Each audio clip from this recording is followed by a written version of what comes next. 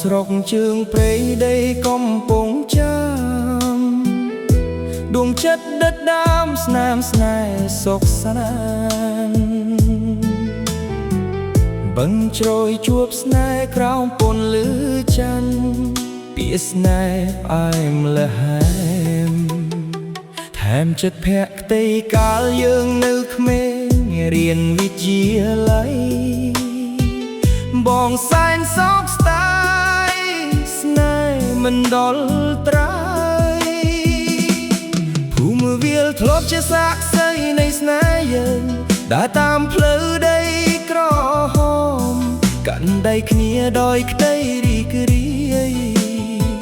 ផ្សារស្គុនអើយធ្លាប់សាយសប្បាយក្តីសុខពេកក្រៃ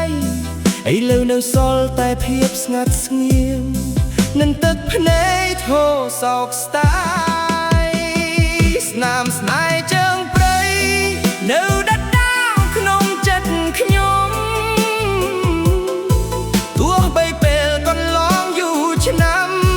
ក៏មិនភ្លេចបានសោះទេពុំងារខ្នុលដំបងផ្ទៅជុំពេញជុំព្រៃចា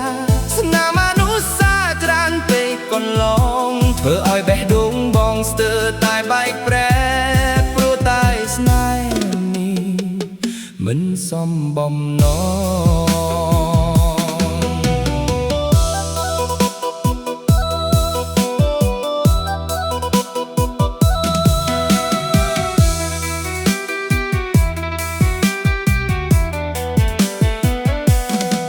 អោគុំស្តាំងជ័យសួរទឹកត្រពាំងពេ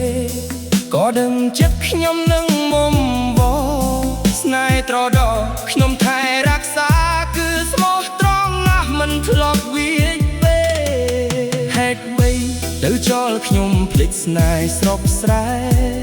ទុកតែស្នាមចាស់ឲ្យខ្ញុំយំអេតលហើយព្រោះចិត្តព្រាត់គ្នាឈឺចាប់ខ្លាំងណាស់ស្នាមស្នេហ៍ជើងព្រៃនៅ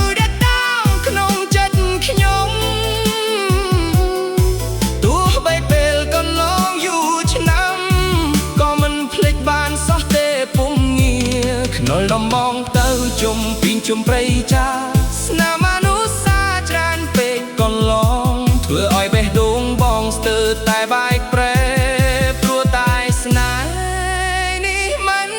សមបំណងឲ្យជើងព្រៃអើយសូមជួយរក្សាស្នាមស្នេហ៍នេះបើមានថ្ងៃណានឹងវិលត្រឡប់សូមឲ្យបានជួបគ្នា